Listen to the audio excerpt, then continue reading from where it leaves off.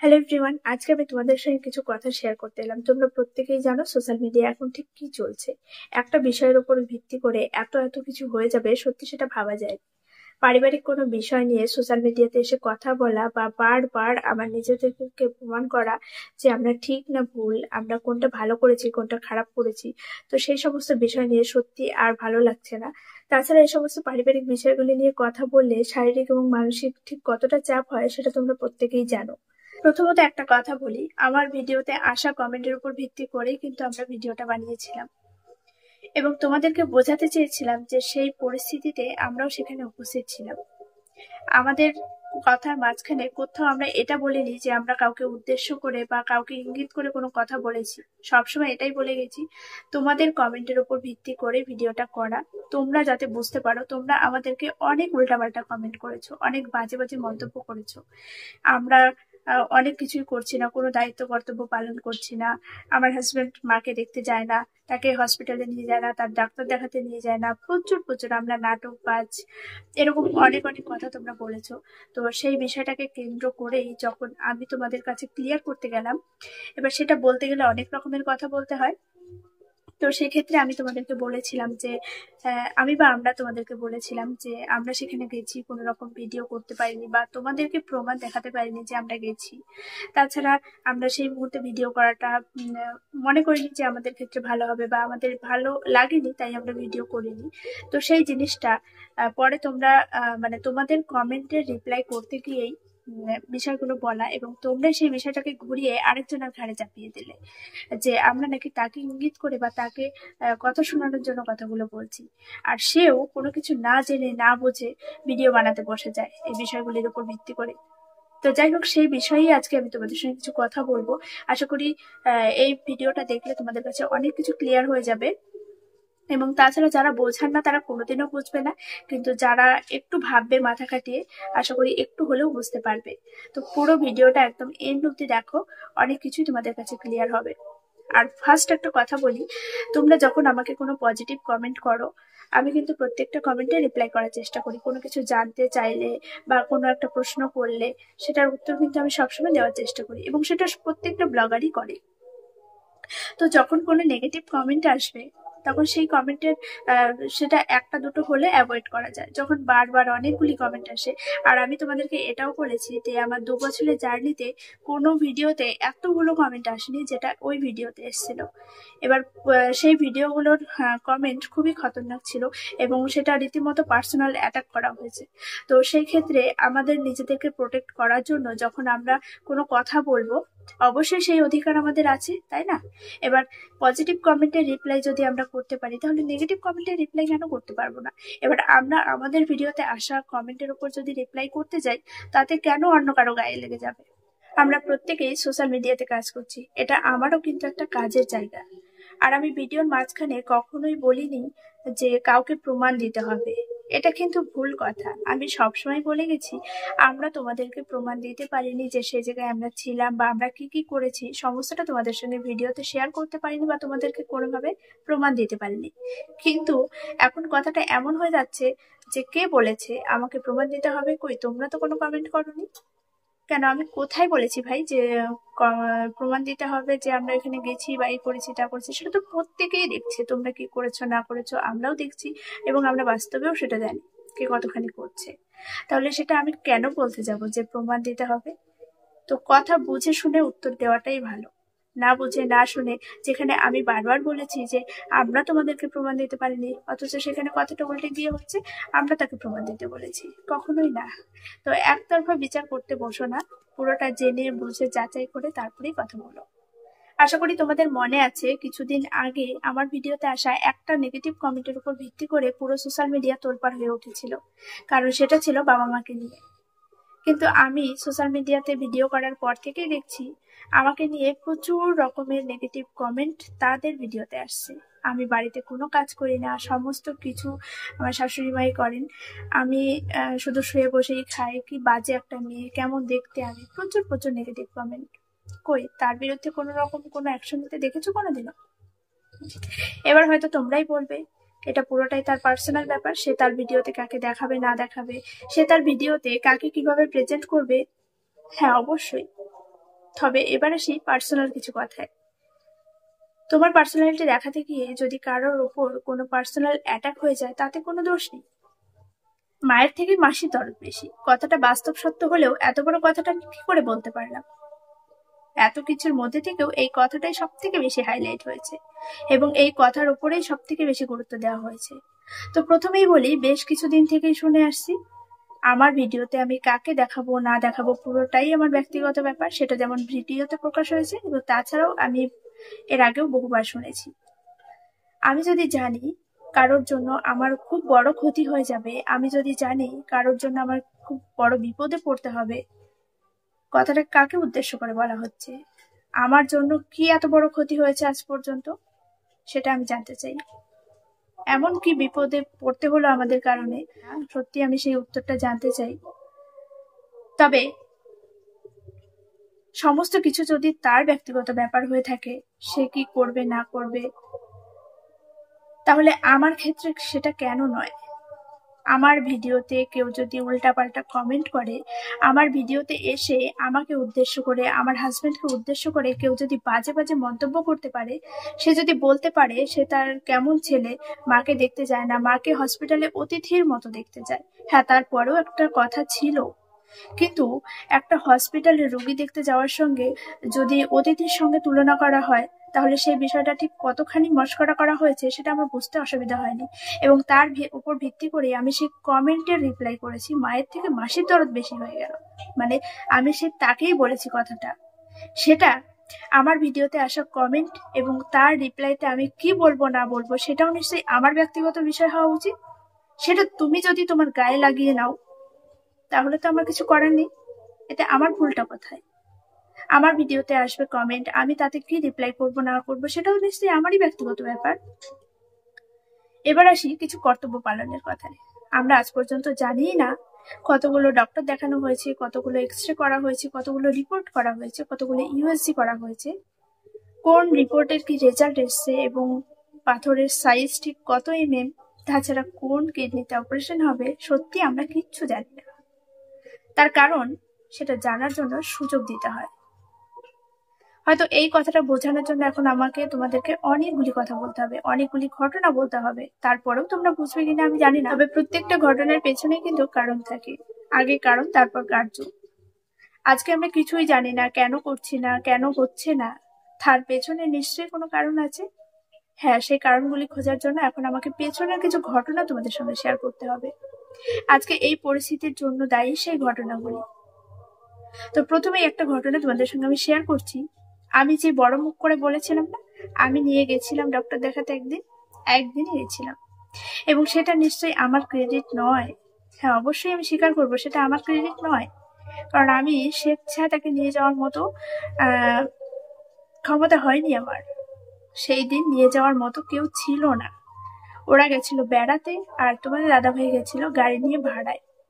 তো সেই মতো অবস্থায় কেউ যাওয়ার ছিল না বলেই আমার কাছে সুযোগটা এসেছিল যে আমি তাকে নিয়ে যেতে পারবো, এবং একবার বলাতেই আমি নিয়ে গেছি, কৃষ্ণনগর ডক্টর দেখাতে নিয়ে গেছি। কিন্তু বাড়ির থেকে বেরোনোর পর যখন কন্টিনিউ ফোন আসছে, ফোনে কন্ট্যাক্ট করা হচ্ছে, এবার কোথায় যাব, এবার ওইটা করব, এটা করো, তারপর আমাকে সেগুলো করতে হচ্ছে কেন? আমি যতবারই বলছি আমি পারবো, আমি নিয়ে যেতে পারবো, আমি এটা করতে পারবো, তুমি শুধু ডক্টরবাবুর নামটা বলো আর কোথায় যেতে হবে সেটা বলো, কারণ আগে তো আমি যাইনি, সেদিনই আমি গেছি। কিন্তু কোন টোটোওয়ালা নিয়ে যাবে, টোটোওয়ালাকে ফোন ধরিয়ে তার কাছে দিতে হচ্ছে, সে কথা বলে দেবে ওই ফোনের ওপার থেকে, কেন? তাহলে আমি মানুষটা সেখানে উপলক্ষ কেন? আমি আছি তোমার সঙ্গে, আমি যখন বারবার বলছি আমি পারবো, আমি কথা বলছি, আমি দেখছি না বারবার তাকে ফোন করা হচ্ছে, সে ফোনের ওপার থেকে বলে দেবে, সেই মতো কাজ হবে, তাহলে আমি কেন যাচ্ছি? সেরকম পরিস্থিতিতে তোমাদের মাথায় কি আসবে? আমি থাকতে যদি তাকেই ফোন করে সবকিছু জানাতে হয়, তার পরামর্শ নিতে হয়, হ্যাঁ অবশ্যই পরামর্শ নেওয়ার প্রয়োজন আছে। যখন আমি পারবো না তখন আমি নিজে বলবো যে আমি বুঝতে পারছি না, তাহলে একটা ফোন করো, ঠিক সেই মুহূর্তে, তার আগে কিন্তু নয়। তো ডক্টর দেখানো কমপ্লিট হলো, সেভাবেই বাড়ি আসার আগে ওষুধ আনার ছিল। তো কৃষ্ণনগরের দোকান তখন বন্ধ ছিল, ওষুধটা পাওয়া যায়নি, আর সেই ওষুধটা কৃষ্ণনগরেই পাওয়া যায়, বেথুয়াতে অ্যাভেলেবেল থাকে না। তো বাড়ি এসে রীতিমতো ওষুধটা অর্ডার দিতে হবে, তোমার দাদাভাইকে বললাম ওষুধটা অর্ডার দিতে। তখন আমাকে বলা হলো যে না, ওষুধ অর্ডার দিতে হবে না, প্রেসক্রিপশনের ছবিটা পাঠিয়ে দাও, তারা অর্ডার দিয়ে নিয়ে আসবে। তাহলে তোমরাই বলো সেই অবস্থায় ঠিক আমার কি করা প্রয়োজন? দেখো, সোশ্যাল মিডিয়াতে পারিবারিক কিছু বিষয় নিয়ে আলোচনা করতে কারোরই ভালো লাগে না, তবে ডক্টর দেখানোর এই সামান্য বিষয়টা নিয়ে যখন আজকে এত তোলপাড় হয়ে যাচ্ছে, তখন এই ডক্টর দেখানোর বিষয়টার উপর ভিত্তি করেই আমার সঙ্গে ঘটে যাওয়া ঘটনাগুলি আমি তোমাদের সঙ্গে একে একে শেয়ার করবো। তো আরো একটা ঘটনা তোমাদের সঙ্গে শেয়ার করি। দিদা এসেছিল আমাদের বাড়িতে। তো আমরা তিনজনা ঘরে বসে ব্যক্তিগত কিছু পারিবারিক কথা আলোচনা করছিলাম, কিন্তু বাইরে থেকে আড়ি পেতে কথা শোনার অভ্যেসটা সত্যি ভীষণ খারাপ। তো রীতিমতো কিছুক্ষণ পর আমরা খাওয়া দাওয়া করতে বসি, তুমুল ঝগড়া বেঁধে যায়। এবং সেই মুহূর্তে তোমার দাদাভাই বলেছিল যে তুমি তো আমাদেরকে কখনোই বলো না ডক্টর দেখানোর কথা, শুধু তাদেরকেই বলো। তো উত্তরে কি আসে জানো? বলেছিল তোকে কেন বলবো, তোকে বললে তো তুই আপনাকে সবসময় সঙ্গে করে নিয়ে যাস। মানে আমাকে ও সঙ্গে করে নিয়ে গেছে। তার আগে একটা দিন ডক্টর দেখাতে গেছিলাম, যেখানে আমার চশমা বানানোর ছিল আর ওনার ডক্টর দেখানোর ছিল। তো আমাকে সঙ্গে করে একটা দিনে নিয়ে গেছে, যে কারণে উনি আমাকে মানে নেক্সট দিন থেকে তোমার দাদাভাইকে বলবেই না ডক্টর দেখানোর কথা। তো তোমরাই বলো, যদি আমি সঙ্গে যাই তাহলে প্রবলেমটা কেন? হ্যাঁ, এবার হয়তো তোমরা বলতেই পারো, কেন একাই তো নিয়ে যেতে পারে, তোমার যাওয়ার কি প্রয়োজন আছে? সেটা হয়তো প্রয়োজন নেই, কিন্তু যদি কখনো প্রয়োজন পড়ে, যদি আমি সঙ্গে যাই, তাহলে প্রবলেমটা কেন? আমি তো বৌমা, সে তো ছেলে, আমি সঙ্গে গেলে প্রবলেমটা কেন? ডক্টর দেখানো হলেই তো হয়। তো তোমরাই বিচার করো। প্রত্যেকটা মুহূর্তে যদি এভাবে সরিয়ে রাখা হয়, মানে আমি সামনে থাকলে প্রবলেম, আমি সাইড হলে কোনো প্রবলেম নেই। যখন পরপর ঘটনাগুলি সেভাবে ঘটে আসছিল, তখনই তোমার দাদাভাই সাইড হয়ে গেছে। ঠিক আছে, তাহলে আমরা কেউই থাকছি না, তুমি যেভাবে সম্ভব করে নাও। কে কতটা বুঝতে পারছো আমি জানি না, তবে আমার সঙ্গে ঘটে যাওয়া ঘটনাগুলোই কিন্তু আমি তোমাদের সঙ্গে শেয়ার করছি, আর এটা পুরোটাই বাস্তব, এর মধ্যে কোনো মিথ্যের আশ্রয় নেই। নেক্সট আরো একটা ঘটনা তোমাদের সঙ্গে শেয়ার করি। যারা আমার রেগুলার ব্লগ দেখো বা বেশ কিছুদিন থেকে দেখছো, তারা হয়তো জানবে আমি বিয়ের পরে প্রথম যখন মামা শ্বশুর বাড়িতে বেড়াতে যাই, 2টো দিন সেখানে থেকেছিলাম। মানে বিকেলবেলা করে গেছি, সেই রাতটা ছিলাম, পরে একটা দিন ছিলাম, হয়তো তারপরের দিন ভোরবেলায় একদম সকাল সকাল ফোন যায় যে বাবা অসুস্থ হয়ে যায়, ডক্টর দেখাতে নিয়ে যেতে হবে বেথুয়াতে।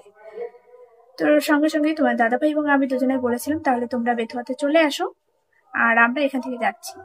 মামার বাড়ি হচ্ছে বেলোগ্রাম, বেথুয়াতে আসতে মোটামুটি 10 থেকে 12 মিনিট হয়তো টাইম লাগবে বাইকে। তো সেই অবস্থায় তোমার দাদাভাই এটাও বলেছিল যে আমি টোটোওয়ালাকে ফোন করছি, তো তোমরা রেডি হও, টোটো বাড়িতে গিয়ে তোমাদেরকে নিয়ে আসবে বেথুয়াতে, আমরা এখান থেকে ডক্টরের এখানে সরাসরি চলে যাচ্ছি। কিন্তু উত্তরে কি বলা হয়েছিল? তোদেরকে ওখানে যেতে হবে না, তোরা বাড়ি চলে আয়, ওকে ফোন করে দিয়েছি, ও চলে যাবে, তোরা এসে বাড়ি পাহারা দে, ফাঁকা বাড়ি রেখে যাওয়া যাবে না। কেন গো, সকাল 9টা-10টার সময় ফাঁকা বাড়ি রেখে কেন যাওয়া যাবে না? তোমরাই তো বলো মানুষের জীবন আগে। তাহলে বাড়ি ফাঁকা থাকা না থাকা কি যায় আসে? আমার কর্তব্য ছিল শুধুই বাড়ি পাহারা দেওয়া, বাড়ির লোকগুলোকে নয়। সত্যি আমার কিছু বলার নেই। প্রত্যেকটা মুহূর্তে আমাদেরকে দূরে সরিয়ে তাদেরকে প্রায়োরিটি দেওয়া হয়েছে, তাহলে আজকে তারা কোনো দায়িত্ব কর্তব্য পালন করবে না, কি পাড়ার লোকে এসে করবে? তুমি যদি জানো তোমার উপরে 10%ও কেউ ভরসা করে না, কিন্তু তার থেকেও বেশি অন্য কারো উপর 100%-এরও বেশি ভরসা করা যায়, তাহলে সেখানে তুমি কি করবে? এবার আসি আরো একটা কথা, যে কথাটা খুব সুন্দর করে হাইলাইট করা হয়েছে। ওরা ডক্টরের কাছে যাচ্ছিল, গাড়ি পায়নি, লেট হয়ে গেছিল, এবং তোমার দাদাভাইকে বলা হয়েছিল গাড়িতে করে একটু এগিয়ে দিয়ে আসতে পাকা রাস্তার কাছে। কিন্তু আমাদের চোখ মুখের তাকাতুকি দেখে, আমাদের অ্যাটিটিউড দেখে ওরা বুঝে গেছে আমাদের কাছ থেকে কোনো হেল্প পাবে না, এবং সেই মুহূর্তে মানে তারপর থেকে ওরা আর কোনো হেল্প আমাদের কাছে চায়নি, বা আমরা কোনো কারণে ওদের সঙ্গে কোনোভাবে কন্ট্যাক্ট করিনি এই বিষয়টা নিয়ে।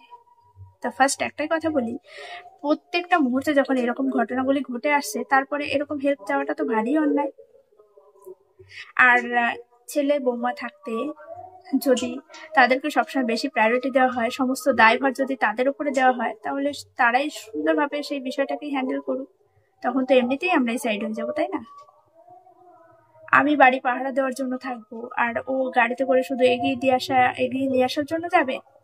কেন ছেলে হয়ে পুরো দায়িত্বটাও নিতে পারে না? কারোর জন্যই কিন্তু কোনো কিছু থেকে থাকে না। আর আমরা কোনোদিনও বলিনি যে কারো কোনো দায়িত্ব নেব না, কারো কোনো কর্তব্য করব না, সবসময় চেয়েছি এবং এখনো পর্যন্ত এটাই চাইবো, পরিবারের সবাইকে নিয়ে ভালো থাকতে, সবাই সবার মতো করে অ্যাডজাস্ট করে মানিয়ে নিয়ে চলতে। আর হ্যাঁ, ওদের বিয়ে হয়েছে 5 বছর, 7 থেকে 8 মাস পর মেনে নিয়েছে বা 1 বছরের মধ্যে মেনে নিয়েছে, তাহলে 4টে বছর ওরা ডক্টর দেখানোর সুযোগ পেয়েছে।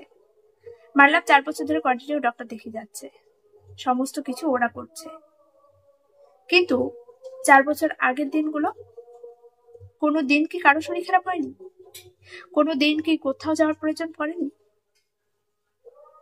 যত শরীর খারাপ, যত অসুবিধা কি 4 বছরের মধ্যেই হয়েছে, আর সমস্তটা ওরাই হ্যান্ডেল করছে? তবে আমার যতদূর জানা, বাবা নিজের শরীর খারাপ হলেও কোনোদিনও ডক্টর কাছে দেয় না। কোথাও এদিক ওদিক যাওয়া, ঘোরা ফেরা, বেড়ানো, এসব জিনিসগুলো একটু অপছন্দ করে। তো সেই জায়গায় বাবা নিশ্চয়ই কোনোদিন কোথাও কাউকে নিয়ে যায়নি। এবং আমি তো এই গ্রামেরই মেয়ে, আমি সমস্তটা দেখেছি, জানি। বিয়ে তো হয়েছে 3 বছর, তার আগেও নিশ্চয়ই সবকিছু দেখতাম, জানতাম। ওকে এদিক ওদিক নিয়ে যাওয়া, তারপর বাড়ির আরো যে সমস্ত কাজ বাজগুলো কারা করে দিত। আরেকটা কথা তোমাদেরকে বলি, হয়তো তোমরা অনেকেই জেনে থাকবে এবং আমাদের কথার মধ্যেও অনেকেই হয়তো শুনবে, যে আমাদের এদিক থেকে বেথুয়া যাতায়াত করা, গাড়ি ঘোড়া অ্যাভেলেবেল থাকলেও হয়তো টাইম টেবিল ঠিক নেই। অনেক সময় আছে যখন টাইমের মধ্যে কোনো গাড়ি ঘোড়া পাওয়া যায় না এখনো পর্যন্ত। আর আমাদের বাড়ি থেকে যেখানে পাকা রাস্তা পর্যন্ত যেই জায়গাটার কথা উল্লেখ করা হচ্ছে, সেটা হচ্ছে 4 থেকে 5 কিলোমিটার। তো সেখানে নিশ্চয়ই আরো 5-7 বছর আগে আমাদের এই গ্রামটা কতটা উন্নত ছিল সেটা তোমরাই আইডিয়া করে নাও। এবার সেই সময় এতটা গাড়ি ঘোড়াও ছিল না, তাহলে তখন মানুষ কিভাবে চলাফেরা করতো? নাকি তখন কোনোদিনও প্রয়োজন পড়েনি, বা তখন কোথাও যাওয়ার প্রয়োজন পড়েনি? যত রোগ ব্যাধি, যত প্রয়োজন এই 4 বছরের মধ্যেই হয়েছে। তখনকার সময়কার স্কুল, পড়াশোনা, টিউশন, পরীক্ষা, গানের ক্লাস, গানের প্রোগ্রাম কে নিয়ে যেত? কিছুই করেনি, তাই না? প্রবলেমটা শুরু হয়েছে আমি আসার পর থেকে। আমি না থাকলে সব ঠিক, কিন্তু আমি থাকলেই যত প্রবলেম। সেটা কেন? সত্যি ও কিচ্ছু করেনি এই 4 বছরে। স্টোনের ব্যাপারটা নিয়ে সত্যি ও কিছু করেনি। লাখ লাখ টাকা খরচা করে বাড়ি ঘর বানিয়েছে, লাখ টাকা খরচা করে বিয়ে দিয়েছে, তাহলে বাবা মাকে তারা দেখবে নাকি পাড়ার লোকে এসে দেখবে? আজকে সোশ্যাল মিডিয়াতে বিষয় সম্পত্তি নিয়ে কথা বলে কি বোঝানোর চেষ্টা করা হচ্ছে? তাহলে কি আমরা এটাই ভেবে নেব যে এই সমস্ত কিছুর জন্যই এত প্রবলেম? তবে কি জানো তো, লাখ টাকার দালানেও কিন্তু সেই সুখ মেলে না যেটা ভাঙা কুড়ে ঘরের থেকেও পাওয়া যায়। প্রত্যেকটা মানুষ লাখ লাখ টাকার দালান বাড়ি চায় না, চায় শুধু মানসিক শান্তি। একটা মেয়ে বিয়ের আগে থেকে কিন্তু অনেক রকমের পরিকল্পনা থাকে, তার শ্বশুর বাড়ি এরকম হবে, এরকম হবে, নিজের হাতে সাজানো সংসার, নিজের হাতে প্রত্যেকটা মানুষের দায়িত্ব নিয়ে নিজের মতো করে সংসার চালানো, সবাই একটা স্বপ্ন দেখে। সেরকম আমিও একরাশ স্বপ্ন নিয়ে এ বাড়িতে এসেছিলাম। বিয়ে মানেই কিন্তু জীবনটা শেষ হয়ে যাওয়া নয়, কারো কারো ক্ষেত্রে বিয়ে মানেই নতুন করে শুরু, নতুন করে সমস্ত কিছু পাওয়া। তবে আমার ক্ষেত্রে ঠিক কোনটা সত্যি আমার জানা নেই। বাবা মায়ের কাছে ছেলে মেয়ের গুরুত্ব সমানভাবে থাকার প্রয়োজন। ছেলে হিসাবে তার যতটুকু অধিকার, তার যতটুকু কর্তব্য করার প্রয়োজন, তেমনি একটা মেয়ের ক্ষেত্রেও সেটাই হওয়া উচিত। তবে সবকিছুর মধ্যেও দুই দিক কিভাবে বজায় থাকবে সেই দিকে সবারই সচেতন হওয়া প্রয়োজন। তোমার কর্তব্য পালন করতে গিয়ে তুমি যদি অন্য কাউকে তার কর্তব্য, দায়িত্ব, অধিকার থেকে বঞ্চিত করো, তাহলে সেটা কি কোনো কর্তব্যের মধ্যে পড়ে? আমি একটা কমেন্টের উপর ভিত্তি করে যদি একটা কথা বলে থাকি, সেই বিষয় নিয়ে যদি বিশাল বড় একটা ভিডিও হয়ে যেতে পারে, তাহলে আর কোনো কিছু বাকি থাকে না। তো সেই জন্যই আজকের এই ভিডিওটা করতে আমি বাধ্য হলাম। এবং যেই মানুষটাকে ঘিরে, যে বিষয়গুলিকে ঘিরে এত কিছু, সেই মানুষটা কিন্তু এখনো সুস্থ নয়, যথেষ্ট অসুস্থ রয়েছে, এবং সেই নিয়ে পারিবারিক লোকজন যথেষ্ট চিন্তায়ও রয়েছে। হ্যাঁ, হয়তো আমাদেরকে অনেক কথাই শুনতে হয়, আমাদের কোনো চিন্তা নেই। তোমাদের ভাষায় এবং তাদের ভাষায় আমাদের কোনো চিন্তা নেই। যাকে ঘিরে বা যে বিষয়ের উপর কেন্দ্র করে এত কিছু ঘটে যাচ্ছে, সেই বিষয় নিয়ে বারবার এইভাবে কথা বলতে হবে, সত্যি এটা আমারও ভালো লাগছে না। কিন্তু আমি চাইবো এই বিষয়টা এখানে স্টপ থাক। যদি এর পরিবর্তে আরো কোনো ভিডিও বা আরো কোনো নেগেটিভিটি ছড়ায়, তাহলে হয়তো আরো কিছু বলতে আমাকে বাধ্য হতে হবে। যেহেতু ডক্টর দেখানোর বিষয়ের উপর ভিত্তি করে এত কিছু ঘটেছে, তাই ডক্টর দেখানোর বিষয়টা নিয়েই আমি শুধু কথাগুলো বললাম। আর সবসময় চাইবো সেই মানুষটা তাড়াতাড়ি সুস্থ হয়ে উঠুক, সবকিছু ঠিক হয়ে যাক, এবং প্রত্যেকটা মানুষই যেন সুস্থ থাকে। আর আবার হয়তো তোমরা উল্টোপাল্টা আবার নেগেটিভ কমেন্ট করবে যে হ্যাঁ তোমার তো এত চিন্তা, আমার চোখে মুখে কোনো ছাপই বোঝা যায় না, তোমরাই সবাই বলবে। তো যে যাই বলুক না কেন, আমি যতটুকু পারছি যতটুকু পারবো আমি আমার কর্তব্য করে যাব। আর যে কোনো মানুষকে আগে সুযোগ দিতে হয়, তারপরে কথা বলতে হয়। তোমরা তোমাদের মতো সমস্ত দায়ভার নিয়ে সমস্ত কিছু নিজেরা হ্যান্ডেল করবে, সব জায়গায় নিজেদের কন্ট্যাক্ট নাম্বার, সব জায়গায় নিজেরা দায়িত্ব নিয়ে সবকিছু করছো, আবার বলছো তোমাদের সঙ্গে কোনো কন্ট্যাক্ট করা হয়নি, তোমাদের সঙ্গে কেন এটা করা হয়নি, তোমাদের সঙ্গে কোনো খোঁজখবর নেওয়া হয়নি, তার কাছ থেকে জানছি, তার কাছ থেকে শুনছি। তো এই বিষয়টা নিয়ে যদি ব্যাখ্যা করতে যাই প্রচুর কিছু বলতে হবে, তাই আর বিশেষ কিছু ব্যাখ্যায় যাচ্ছি না আমি। তবে আমার মনে হয় বাড়িতে ছেলে আর বৌমা থাকাকালীন তাদেরকে জিজ্ঞেস করা উচিত যে কি করলে ভালো হয়। নিশ্চয় দায়িত্বটা নিজের ঘাড়ে নিয়ে তারা আমাকে জানতে চায়নি, তারা আমাকে ফোন করেনি, সেই বিষয়টা মোটেও শোভনীয় নয়। তো যাই হোক, প্রত্যেকটা ঝামেলার মধ্যে তৃতীয় ব্যক্তির অবদান সবসময় থাকে। তো আমার ঝামেলার মধ্যে কার কি অবদান সেটা আমি জানি না, তবে সবারই সচেতন হওয়া প্রয়োজন আছে, সবাইকে অ্যাডজাস্ট করতে হয়। লাস্ট একটা কথাই বলবো, তোমরা যে বিষয়টা নিয়ে বিশাল হাইলাইট করছো, অ্যাডজাস্ট আমি করতে পারি না, তো সত্যি আমি অ্যাডজাস্ট করতে পারি না, সত্যি আমি অ্যাডজাস্ট করতে পারি না। তো আজকে আর সেভাবে কিছুই বলছি না, এই ভিডিওটা এখানেই স্টপ করছি। যদি এরকম ভিডিও আরো চলতেই থাকে তাহলে হয়তো তোমরা আমার ব্লগ কোনোদিনও পাবে না, এরকম কন্ট্রোভার্সি ভিডিওই হয়তো পেয়ে যাবে। আর হ্যাঁ, লাস্ট একটা কথাই বলি, তোমরা আমার চেহারা নিয়ে এত এত মন্তব্য করছো, এত বাজে বাজে ভাষায় কথা বলছো, যেগুলো আমি হয়তো মুখেও আনতে পারবো না। তো সত্যি আমার জানা ছিল না যে আমি এতটা খারাপ। আমি আয়নার সামনেও দাঁড়িয়ে দেখেছি, তোমরা বলো না যে আয়নার সামনে দাঁড়িয়ে দেখো, আমি আয়নার সামনে দাঁড়াই, কিন্তু আমি আমার নিজেকে প্রচন্ড ভালোবাসি। আর প্রত্যেকটা মানুষকে ভালোবাসা প্রয়োজন। আমি যদি আমার নিজেকেই ভালো না বাসতে পারি তাহলে তোমরা কি করে ভালোবাসবে? তো যারা চেহারা নিয়ে বর্ণনা করো তাদেরকে সত্যি আমি কিছু বলতে চাই না। ভগবান তোমার মঙ্গল করুক এবং সুবুদ্ধি দিক, এটাই চাইবো। তবে চলো, সবশেষে একটা কথাই বলবো, যাকে ঘিরে এত কিছু সেই বিষয়টা বন্ধ হোক। এক হসপিটাল, এক ডক্টর দেখানো নিয়ে এত কিছু হতে পারে না। তো এরকম যদি ব্যাখ্যা করতে হয়, প্রচুর কিছুই ব্যাখ্যা করতে হবে। তো চলো, বাই।